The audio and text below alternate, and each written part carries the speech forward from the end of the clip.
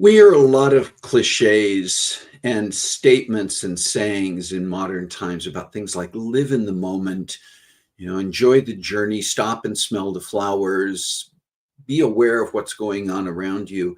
And that's all great, but sometimes we struggle to find the proper ways and techniques to really be able to live in the moment and do it with appreciation and do it with peace and not be anxious about things. And so we're going to have a conversation about that today with a good friend who has joined us in the past, Kim Baker. So put on the brakes, grab a cup of coffee, and join the conversation because it's time for Coffee Breaks with Steve.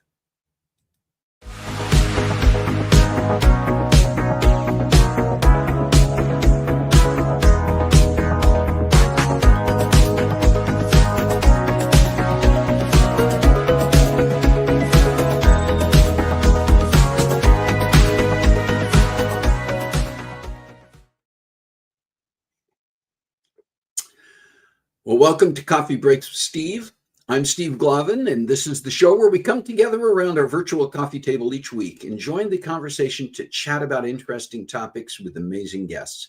If you're joining us for the first time today, welcome. And if you've been with us before, welcome back. As I mentioned, we're going to be talking today about a topic that's called mindfulness. In fact, our specific topic title today is Mindfulness Grindfulness because, we got our caffeine with us today. And if you are enjoying a cup of coffee or a cup of tea or whatever you might be enjoying, We hope that you're having a great morning. Please do say hi in the chat so we know you're here. Several people have already done that, and just want to say good morning to Kim Baker, who's going to be joining us in just a few minutes live. And Jerry Thompson is here. Good morning, Jerry. Shalane, good morning. And thank you, Shalane, for making sure that, yes, don't forget to say hello, join in the conversation. Post your thoughts, questions, and cat-related commentary. Thank you, Carissa. We got to stay on top of those things. Yeah, it is another great morning. It's been an interesting week. I won't go into detail, but I was having some struggles the beginning of the week, and I'm doing so much better now and appreciative of the day and trying to be mindful, trying to live in the moment and appreciate the moment. And I'm looking forward to our conversation on that. Before we get into our conversation today, I do want to share a little bit of some things going on in our sweet and savory. What am I going to need today? A lot more of this. Hey, I wanted to mention something. This is, and I actually have to pull up a document I forgot to load here because it's a reference point for me. But so give me a second here because there we go. The first item on our sweet and savory, and again, I need more coffee because obviously I wasn't necessarily prepared. This is an ALS patient. I don't know if you've heard of ALS, so myotrophic lateral sclerosis. It's hard to say without too much coffee. And you remember a few weeks ago when we had the potato pants episode, and we were talking about ALS and some of the secondary and ancillary diseases that go along with that. But one of the things that often happens with ALS is that people can lose a lot of their muscle control and the ability to speak. A lot of us are familiar with like Stephen Hawking, particularly in his later years when he was first diagnosed with ALS, and for quite a while he still had the power of speech. And after a while, he had to use a robotic method through a pad. But at that time, what he had to do, I was never quite sure. I actually looked it up because I thought maybe it was eye contact with elements on the screen, but it was actually had to do with use of cheek muscles that prompted certain elements to change on his screen. And up until now, it has either been some kind of movement like that or eye movement that has given people with ALS and similar diseases the ability to utilize a pad to both access things that they would like to be able to look at, to communicate, etc. Well, there's been a breakthrough through a company named Synchron, and a patient for the first time with ALS has been able to use an iPad and control an iPad entirely by thought.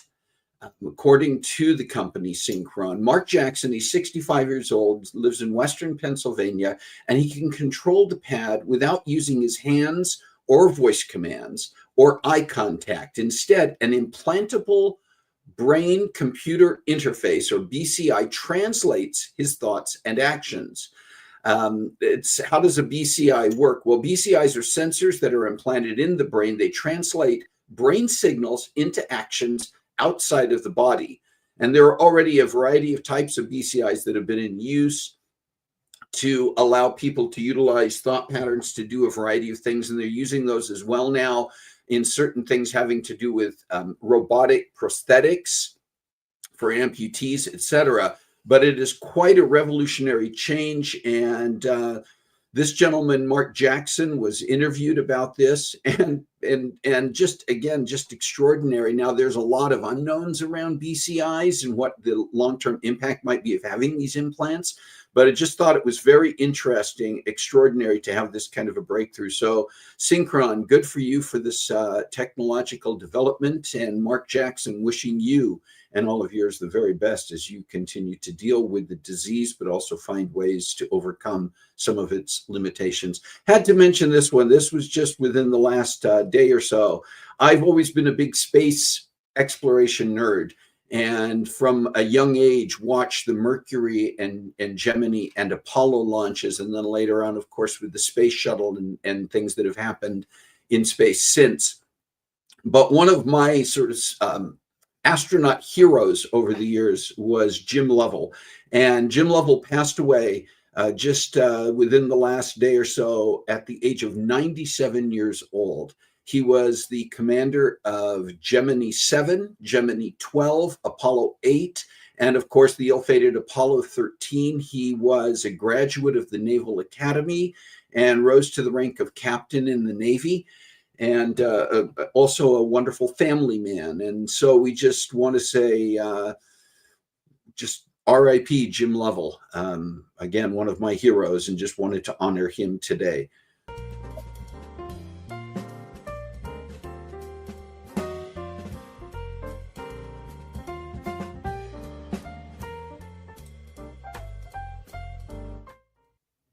Apparently, we have some birthdays today. Want to acknowledge those as well. Thank you, Music Machine, for that. Hey, my brother Scott Glavin, who has been on this show before and has also hung around with me at various times doing various things, celebrating a birthday tomorrow. Happy birthday, Scott, as you celebrate and enjoy a birthday. You're getting older. You will never be as old as me, but you are getting older, and I just see that as a sign that maybe you're eventually going to reach some level of maturity. So happy birthday to my brother. I love you, Scott, and wish you the very best. And then tomorrow, or day after tomorrow, Keith Foster has been on the show before, long distance runner. Keith and his running partner, Joel Herman, were on the show a few months ago as they were getting ready for an extensive ultra marathon run. And Keith is celebrating a birthday on August 11th. So happy birthday to Keith. And then on August 12th, Anna Leah Young, another friend and someone who has joined us on the show in the past, is celebrating a birthday. And we want to wish Anna Leah a very, very happy birthday on August 12th. Do you have a special day this week that we missed? Can you put it in the chat so we can acknowledge that and celebrate with you? It doesn't have to be a birthday. Maybe it's an anniversary. Maybe it's some other special day for you, or it's a close family member you would like to acknowledge and make sure that we say happy days to. Well, you can let us know in the chat. And if you've got one coming up in the next few months, maybe later this month or into the fall months, or anytime really, you can send us an email at cbwsteve@comcast.net. You see it there on your screen, and we will make sure that we get that onto our calendar so that we can properly acknowledge and celebrate with you when the time comes. All right, listen, I want to talk about our guest just briefly. And we're actually going to, there's not a whole lot I can say to talk about her. It's just best if we just bring her into the conversation here in a moment. But Kim Baker's been with us before, talk about a variety of interesting topics in the past. And she's one of those people who's just an amazing subject matter expert on a variety of things, from her own experiences, from her own training and education. And today we're going to be talking about this topic of mindfulness with Kim. And you're going to kind of find out why this is something that she would like to talk about and why she knows about it. So let's go ahead and get Kim in here. Kimber Cat Baker, good afternoon. You're in the Midwest, so I'm going to say good afternoon and happy Catterday to you. So we were going to have a drinking game where every time there was a cat meow, then you'd have to take a sip of coffee. But I decided that would probably we'd just be constantly with our cups up to our lips here, I think. And running to the bathroom. Yeah, which can be relatively inconvenient. So, and you are, I mean, you know, people who are familiar with you either through your previous appearances joining us as a guest on the show, or just through your participation in the chat, know that you like cats. I do like cats. And you have some around you. The cat distribution system is not equal. It does tend to favor me. You have an unfair share. I've accepted it. We're going to be talking about a topic here in a minute, mindfulness. And I'm going to cheat a little bit and jump ahead. Do you find, and we'll get into more of the definitions and techniques, but do you find that the cats who live with you are a source of that mindfulness for you, of kind of shutting out the anxieties of the world and letting you settle a bit? Oh, 100%. So I've always been very tactile, And petting a cat has been known to stimulate the nerves in your hand and have a calming effect and a soothing effect. And, the texture of the fur of their little faces. And they do, they very clearly distract me because when I'm here, they're either knocking something over or attempting to. And I'm putting out little cat fires all the time. But it's been scientifically proven their purr actually resonates at a frequency that I think it produces either endorphins or serotonin or something fun. So yes, and Probably yesterday both. was International Cat Day. So happy Yeah. International Cat Day. Yeah. So we definitely need to make sure that we are acknowledging the cats in our lives as well, and not just on International Cat Day. I mean, come on, every day, right? Every day's Catter Day. All right. You recommended this topic, Kim, and it's an area where you had a lot of personal practice, and we're going to talk about some techniques. But we say this word mindfulness, and it can be, people can come up with a variety of connotations around this. When you think of mindfulness, people think about things like be mindful of certain things. In other words, think about certain things, concentrate on certain things, and it can have a lot of connotations. But mindfulness as a process, in the way we're going to talk about it, kind of what is mindfulness? I think it depends on the person. I personally feel like the word might be a little overused because, you say mindfulness and nowadays people are kind of rolling their eyes. But I want to say it really picked up during COVID when people were struggling to adapt and to cope with being indoors and their routines being disrupted, especially if you're a very routine focused person. Oh, and also to answer a question, this is Sake Noodle. She's my Siamese sister from another mister. She was in the same litter as two gingers, so heaven only knows. But that said, mindfulness, it's sort of just whatever practice helps you self-soothe and helps you ground. So if you're really, really, really stressed, there are different techniques different people use to decompress and to slow down and to lower your heart rate, calm your nervous system, and things like that. And I think that, mindfulness and some of the techniques that we think of, for some people, the things they immediately go to are like Eastern meditation techniques, or utilizing things like yoga, and a lot of it has to do, I think, in its origins, or at least how we connote some of the origins, with sort of Asian and a lot of Eastern practices and even religion. And I'm just going to toss this out there. For some people, that's fine. They take those things on, but there are other people who, because of certain religious or spiritual preferences, may feel like, well, if I'm devoting myself to Eastern techniques, it's kind of against my religion because I'm a Western religious person, Christianity or others. Is mindfulness and are the techniques opposed to Christianity or other Western spiritual practices? Not at all. And I'm really glad you brought that up, actually, because my cat's destroying my life. Good. Had actually Peace, mindfulness. Great. Yeah.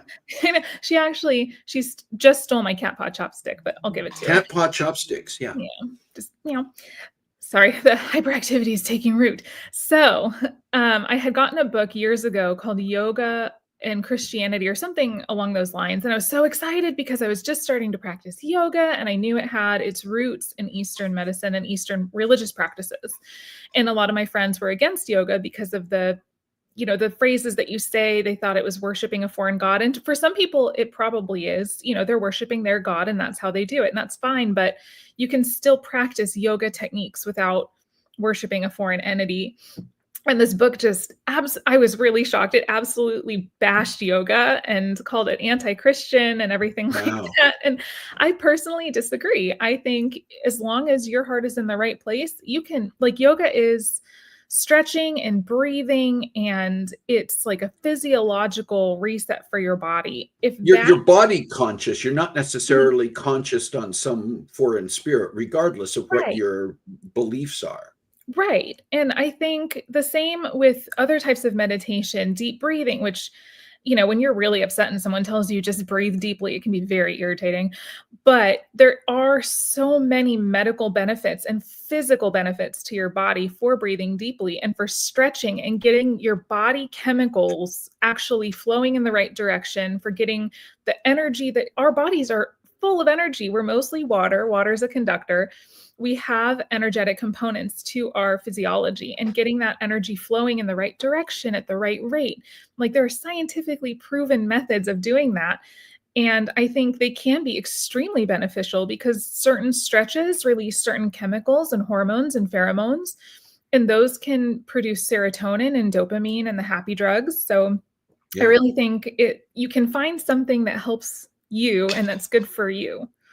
Yeah. And I think, if anybody out there is, again, Christian or follows the Bible as their source of spiritual foundation and belief, the Bible talks about God's word and meditating on it. And I've had teaching in my own walk in church about, in your time of prayer, stopping and meditating and allowing those times for God to speak to you. And I think regardless of your religious beliefs, all of those things involve finding a place of peace, tranquility, quiet, the ability to stop and just kind of look inward. So Mhm. I don't see anything that's necessarily in opposition unless you have your own attitude problems with it. And So, definitely stopping and listening to the Lord. I am Catholic now. I didn't used to be, I was Protestant. But in Catholicism, meditation and meditative prayer is very strongly emphasized. The right. rosary is actually a tool to meditate on Christ's life. So you're not Hmm. actually praying to Mary, but you are meditating on the life of Christ. As you pray, you're meditating on the Lord, and the beads are a way of like counting your prayers. And then there's It's also a tool. It's a another tool that you can utilize. Mhm. And then there's a process called Lectio Divina, which is divine lecture, basically Right. divine reading. And you have a piece of scripture, it could be any scripture, and you read it over and over again.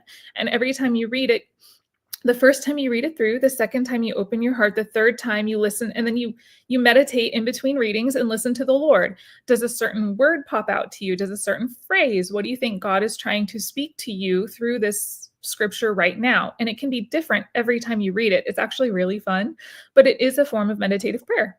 That's right. Well, I think we've probably dwelt on the religious aspects long enough. I know we'll come back to some things that affect mind, emotion, spirit. But I would also be curious if anybody has their own questions or comments about their own practices within whatever their belief system might be. Feel free to put those in the chat. This is a safe space to talk about that as well. And if there are things that we've been referencing here that tie into how you practice meditation or practice that quietness, feel free to comment on that or ask your questions. I want to talk a little bit about now meditation, or excuse me, mindfulness techniques, this idea, because part of this really does have to do, you mentioned a lot of this coming to light during COVID, obviously, when there was a lot of isolation, there was a lot of stress and anxiety around the circumstances, but those can come about in any way. Mhm. All right. COVID was worldwide. It was a global understanding of, and everybody kind of experiencing very similar types of isolation, stress, concern, trying to understand what was going on. But Mhm. we deal with those as individuals or within our own lives and the things that we're going through on a regular basis, whether it's work related, school related, family related, just our day to day walk. Anything can be happening that leads us to be dealing with potential stressors, the need for caffeine. Hang on. Everybody drink. Thank you. And even sometimes just a lot of stuff going on and the overwhelm of so many things coming at us. I mean, Carol and I are getting ready to leave for an extended vacation a week from today. And there's just in this final week, a lot of things that we have to do to prepare. And it can be easy for even for something that is positive and exciting to kind of reach a point of mental and emotional overwhelm. Absolutely. And mindfulness techniques are a part of just balancing that. I want to talk a little bit about the techniques, about practicing those things, because sometimes you try something and it may not work. Right. You might try petting a cat. You might try yoga. And at first, some of those things may or may not work. You might have to find what works for you, or you may have to find some repetition in it, right? Mhm. Let's And talk about some of the, go sometimes ahead. you do have to practice. Practice makes perfect. Like I saw let's see, I think it was Carissa said, I hate stretching. Maybe that's why I can't relax. And for me, I didn't actually learn to stretch until I was going to the gym, and you're supposed to stretch so you don't break something. Yeah. And I started stretching, and like it just felt so good. And then you stretch more because your ligaments and muscles relax. And it was like it created, I feel like, more endorphins than the actual exercise was the stretching. And after Okay. stretching, I sleep so much better. Mm. But it took practice. I am not a calm person. I wish I was. I tried. I almost imploded, or kimploded, as we call it. I've tried to be calm. I've tried to take my time. And it took practice just to learn how to stretch, like to calm myself down and take the time to stretch. And once I did and got into the habit of it, it was really nice. So I encourage So you let to try. Yeah, and let's talk about, you have a variety of techniques that you have kind of tried for yourself, noted, and talked to experts about. And can we talk about some of the specific techniques and how they work? Yeah. Which one would you like to start with? Let's just kind of start at the top of your list. One of my favorites is leaves on a stream. I just learned about this one.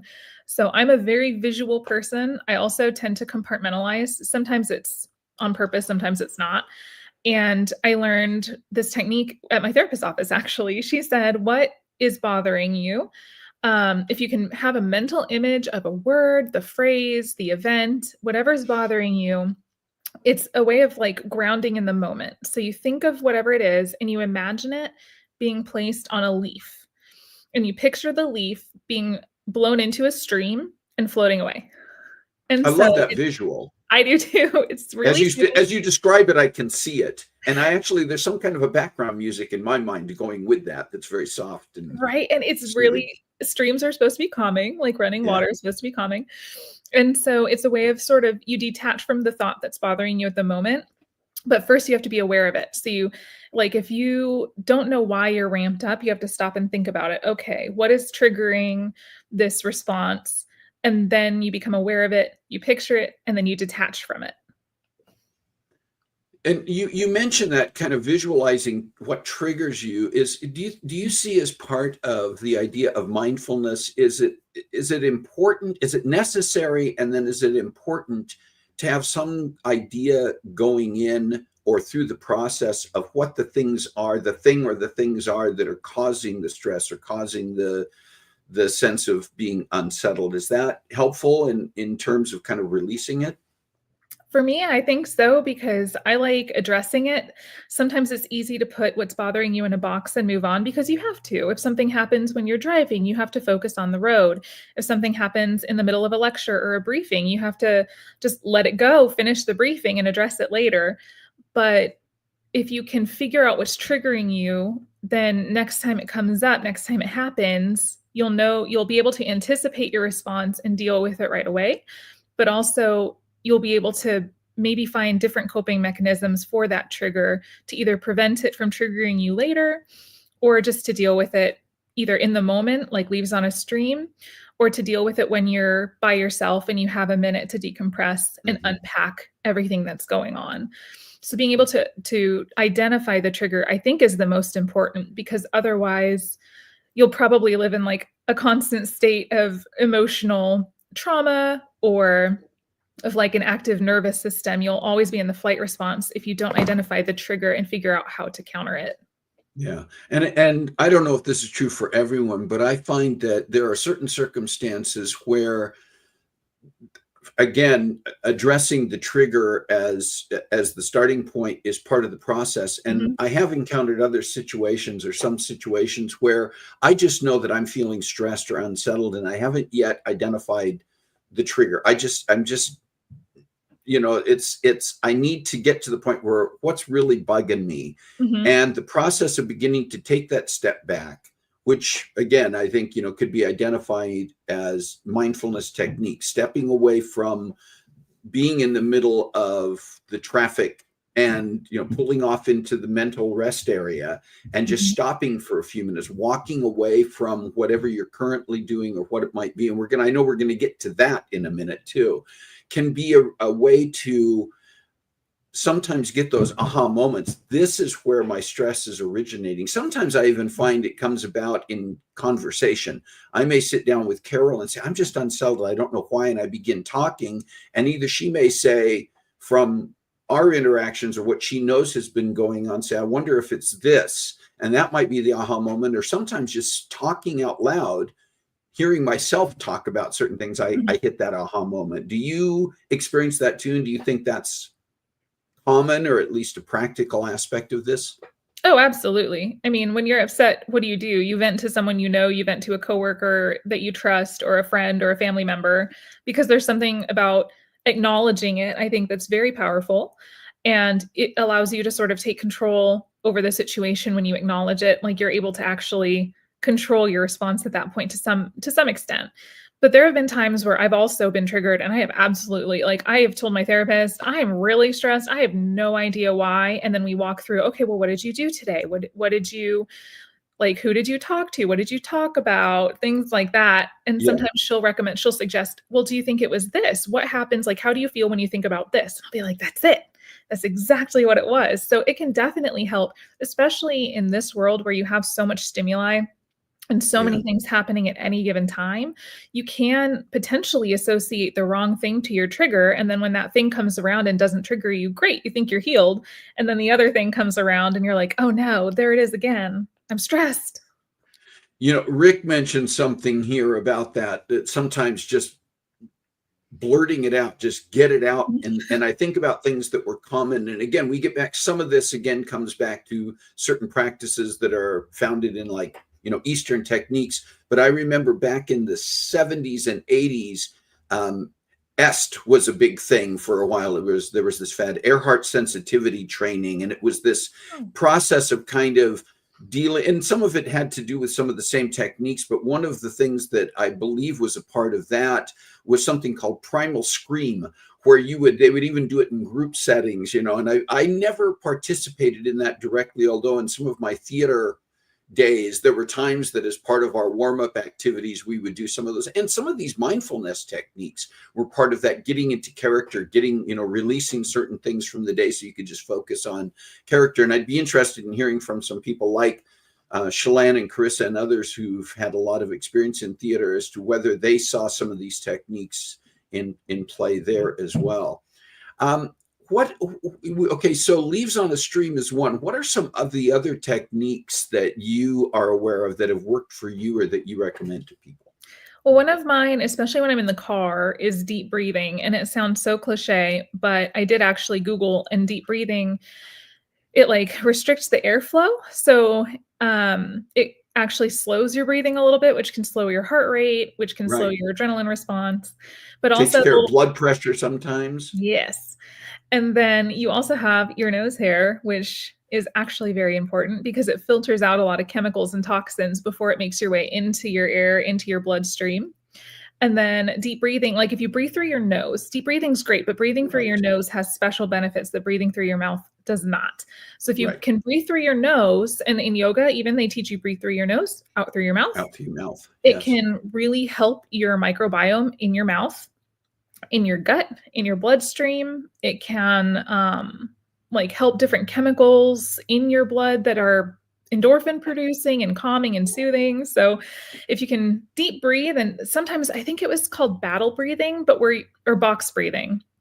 It might be the Mm-hmm. same thing, but you breathe in, hold it for like 4 seconds, Right. breathe out, hold it for 4 seconds, and it can actually relax your muscles and help you calm and focus and sort of And center yourself. by the way, box breathing is a technique that's often used by voice teachers and vocal instructors, because through that process, not only do you relax more, but it's actually that technique is also healthy in preparing the vocal folds and the breathing process for things like singing and public speaking.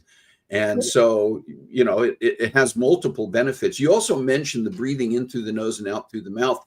That is also what medical people will have you do when they're listening to your lungs and listening to Mhm. your breathing, is they want to have you do it that way. And in addition to it having positive benefits to breathe in through your nose, if you've ever tried to take deep breaths through your mouth in on a repetitive basis, pretty soon you dry out your throat and you start coughing. Yes. So it's also like just not comfortable to do that over a long period of time, which is why And when we have like a head cold or something, our noses are stuffed up. It's like that's bad enough. And then you're breathing constantly through your mouth and you're aggravating your throat and yep, and snoring more, blah, blah, blah. I don't snore. I'm sure the cats would agree. But Yeah, you're right, breathing through me your either. nose can stimulate your salivary glands, so it does moisten things, and it also keeps your airway from drying out, which increases oxygen absorption and helps keep your tissues healthy, like your lung Hmm. tissues and your throat, vocal cords. Yeah, yeah. In for four, hold for four, out for four. Yeah, thank you. Shalann's Yeah, talking about some actionable. of the Good. techniques they've used too. All right, deep breathing, and that's one I think is just a good one in general. And by the way, deep breathing is also often very much tied. We talk about some of the yoga techniques and processes, but posture is Mhm, important even when you're going through some of these processes in terms of taking on a posture that is healthy in terms of the alignment of the body. mhm. And that sounds like, well, that also sounds like some kind of a yoga thing. That's just physiology. That's just you operate better in those situations. And it's true that when your posture is good, they call them, in some sciences, your chakras. So your energy can flow more smoothly and unobstructed when your posture is good, and it Right. increases your overall wellness. And I can remember again in some of my theater classes where they would do it by saying, imagine that there's a string going all the way through. Now pull up on the string, and Mhm. and in singing, we would talk about a posture so that you were properly breathing and supporting the tone and stuff. I come back to music and theater a lot because those are areas where a lot of this is incorporated for a variety of practical reasons. All right, deep breathing. What else? What are some other techniques? Let's see. Oh, one of them I thought was really good was body scans. Yeah, So talk about that one. yeah, I hadn't learned of this before. So in 6th grade, at the end of every class, or like at the end of the day, my one teacher would turn off the lights and he would have us do targeted muscle relaxation. So we would start at one place. He'd tell you like focus on the crown of your head, like deep breathe, focus until that's all you can feel, like tense it and then relax. Tense your muscle, then Yeah, relax. And I think it's kind of similar. Body scans, it's you sit there and you become awareness of your body. If you need to ground, if you're really riled up or emotional or you're really triggered, you can focus on your body and bring you back down into the present, but also remove your focus from whatever's triggering you. So you can sit there and just like you could close your eyes if it helps, and you can picture different parts of your body, starting with maybe your shoulder. How does that feel? Okay. Picture like your fingers. How do they feel when you move them? Which fingers feel what? Relax them, tense them. yeah. And it's, yeah, systematically bringing awareness to different parts of your body and just note how you're feeling. How are different parts of your body feeling? A lot of people start with their feet even. So you put Start your at the feet flat. toes. Yeah, Yep, yeah. put your feet flat on the ground. What is under you? Are you standing Mm, or sitting? And that really gets you into the present. mm-hmm, mm-hmm. Um, let's talk about mindful walking Mhm. I because love walking for me has been always been very helpful. I find, particularly if I'm on a solo walk, if I'm walking with other people, sometimes it leads to conversation in between trying to catch my breath. mhm. But if I'm walking on my own, usually have my earbuds in. I may have some music on in the background, but I find it's not even a conscious thing, but a lot of things just run through my head. And it's amazing sometimes how many problems get solved or thought processes develop through just being on a walk. And Mhm. particularly if I'm walking outside and I'm sort of out in the fresh air and in the real world.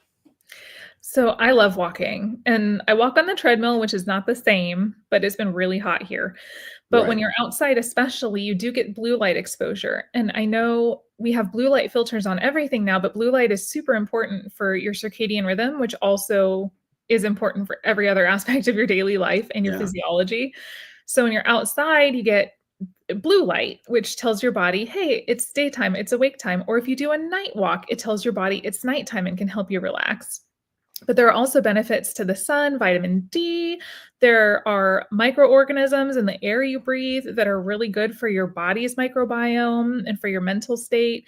So, breathing in the fresh air and keeping your body moving, getting your blood flowing can be really, really helpful.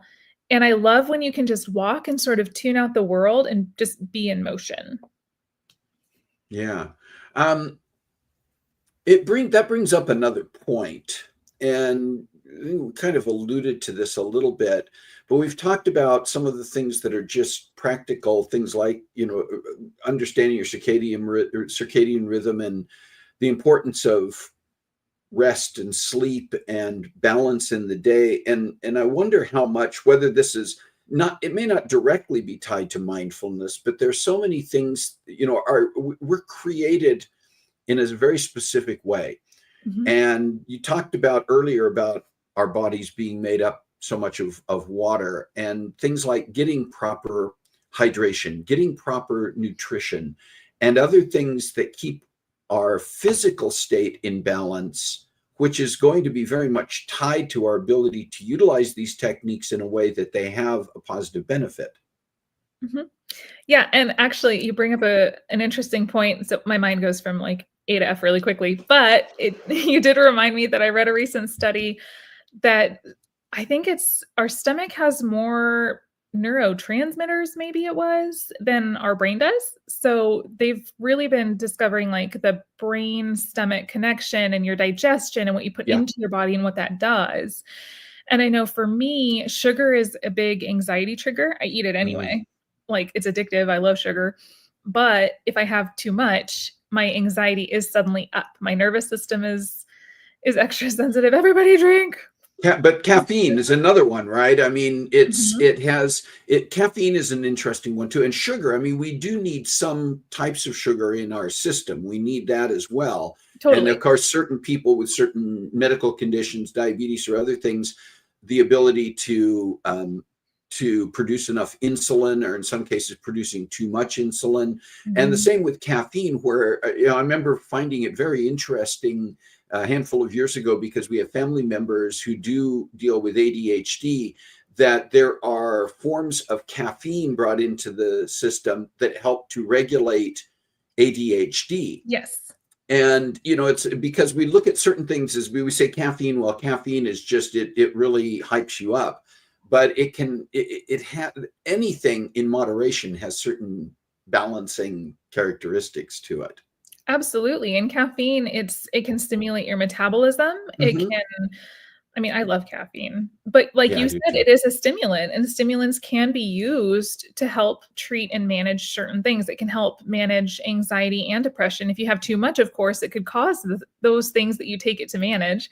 But like you said, moderation is very key. Too much of anything can be toxic. Yeah. And a lot of this also comes back to our individual personalities, some of the things that we've been, I mean, again, we talking about triggers, so many things can impact individuals in different ways, Mhm. that every one of us has to be mindful of how our bodies operate, and that's part of this process. You get a better understanding. All right, we have one more thing here, one more technique that you had on your list that I want to give us an opportunity to talk about for a minute. This 5 4 3 2 1 technique, what is that, and how does that work?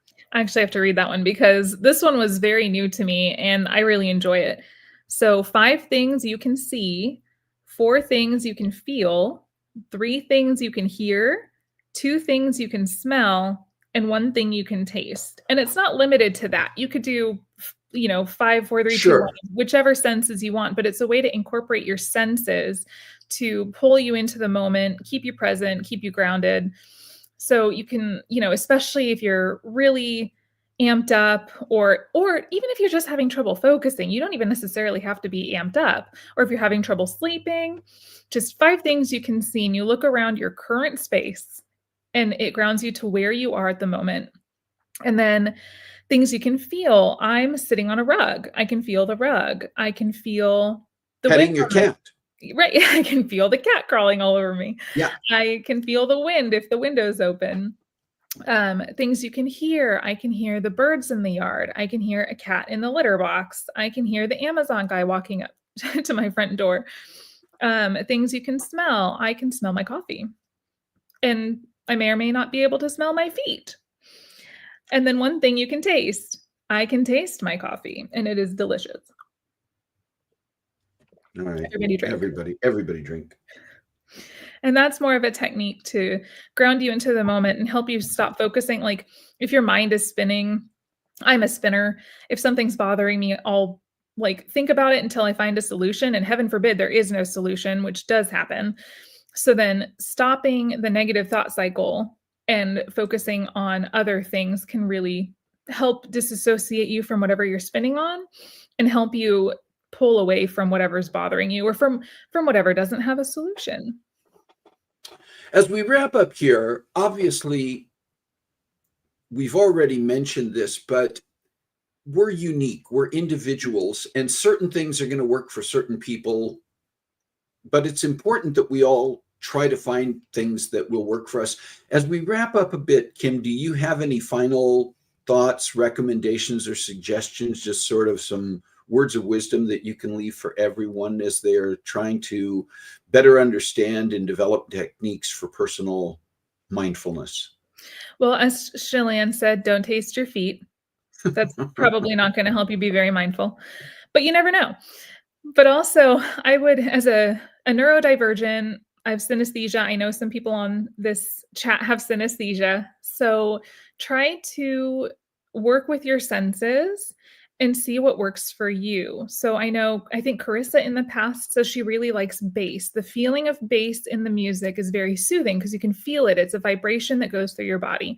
For me, it's soft things. For some people, it could be the smell of a certain book. Like I love the smell of Bibles. There's something about the ink and the paper. You just pull it open and sniff it for a minute and you just feel so much better. But I would encourage you to explore your senses and see which senses you're most connected to, because then you may find a mindfulness technique associated with that sense that can really help you. I like that too. All right. Well, again, I appreciate, Kim, your thoughts on this, your perspective and your background and understanding of what has worked for you and what you've been able to share with us. For those of you in the chat today, sitting around our virtual coffee table, thank you as well for sharing your thoughts and comments on this. Hey, Kim, stick with me. We're going to talk a little bit about what's coming up in the next few weeks on Coffee Breaks.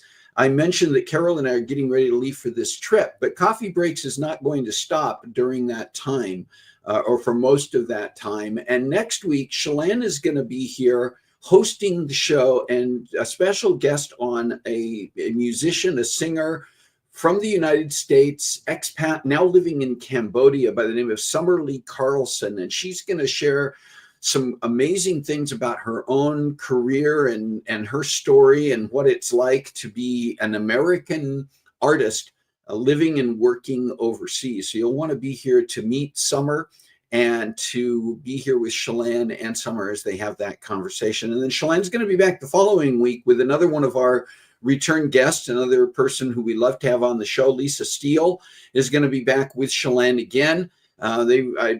Confirming exactly what they're going to talk about, but you know it's going to be something interesting. By the way, Shalane and Lisa work together, so it's also going to get very in depth in terms of some of the things that they do together. And then the week after that, Carissa is going to be hosting, and her husband Jason is going to be on here. Now, Jason has a role as the chair of the Parks Division in the city in which they live. And so he's going to be talking about his own experiences there and sharing some things about what we can all be doing to be better involved in the nature around us, in the community around us, and to be involved in participating and being active in those things, which very much ties into things that we love here on Coffee Breaks with Steve. You'll want to be here for that. It gets us through the month of the month of August. I'm not going to tell you where Carol and I are going on this trip, and there's a reason for that. Kim, I don't know if you've been around before when we've taken some travels and played a game that we call Travenger Hunt. I want to say once a long time ago. Yeah, it's been a while, but it's a game that we have played sometimes. I said I'm the one who implements it, and we put things out on social media showing sometimes images or little descriptions of where we are and what we're doing, and give people an op. It's like a social media scavenger hunt while we're traveling. And people can respond with their guesses as to where we are, or responses to whatever the prompt has been there. Like, where are we? What are we doing? Where are we on our way to, or whatever it might be? And we tally up the correct responses, and there is a grand prize at the end of it. Now, we don't know. We're going to be gone for a full month. So I don't know yet if we're going to be playing Travenger Hunt for the entire time that we're gone. But some portion of it, I'm putting it together now. So just be watching for that. But I'm not going to talk about where we're going on this trip, because obviously I want there to be some mystery so that we can play the game, whoever wants to participate. And we'll be talking more about that on Facebook, and kind of putting out the starting points for that.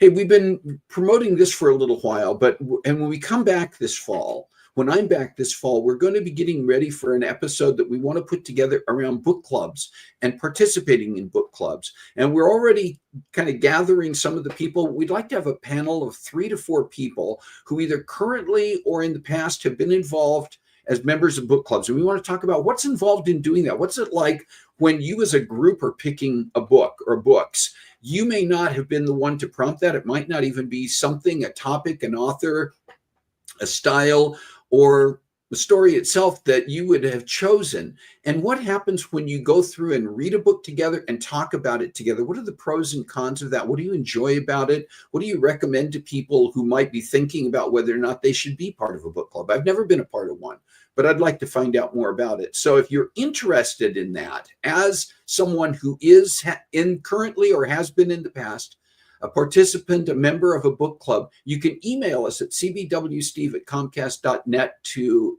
express your interest. There's some information here that we want to make sure we capture so we can get back to you. Probably won't be following up with you until sometime mid to later in September, but we'll be putting that episode together and planning that based on the people who respond. If you are not part of a book club, but you know somebody who is or has been, you can pass that information along to them. And if they would like to reach out, or if you'd like to make an introduction so they can participate, that would be great as well. And then what are the topics you'd like to discuss? Who are the guests that you would like to see? You can email us, same email address for all of this, right? It's pretty easy to memorize. CBWSteve for Coffee Breaks with Steve. Get it? CBWSteve@comcast.net to share ideas, to talk about guests you would like to see us have on the show. And once again, if you know somebody you think would make a great guest and share an interesting story, you can make that introduction on our behalf. And a reminder that we also have a YouTube channel. And if you're not yet a subscriber to that channel, we just invite you and encourage you and actually ask that you go there and subscribe to the channel. We know that if you're tuning in live on Saturdays, you're going to be here because it's where the chat takes place. But we also have every episode available on YouTube, and we can reach is combination of meet and reach. We need this. A broader audience through YouTube, people who might not be on Facebook or would not find us on Facebook. The more people who are subscribed to our YouTube channel and the more people who watch and like our videos, that raises the algorithm for YouTube, it raises our visibility. And we've actually had people from all kinds of different places, Africa, Europe, different parts of the Americas, reach out to us and say, I saw a particular episode on YouTube and it inspired me. So please, if you are already a subscriber, share the channel with others and encourage them, invite them. They may not necessarily tune into every episode, but they might want to find out some things about mindfulness. And this might be the episode they want to watch. So we, once again, just encourage you to help them understand what they can see out there and invite them to do so. All right, listen, Kim, we got to wrap things up here today. I want to just say a very special thank you to you once again for being here to share, to be with us off and on a regular basis, to share so many interesting ideas and concepts and stories. And to all of you who tune in and join us around our virtual coffee table, thank you for doing that. We appreciate you. And as we say every single week, there's so many different ways that we can, through our own mindfulness and through our outreach, we can touch lives. So please find a way to make a difference in your world this week. God bless you. Have a great week. We'll see you next time on Coffee Breaks with Steve.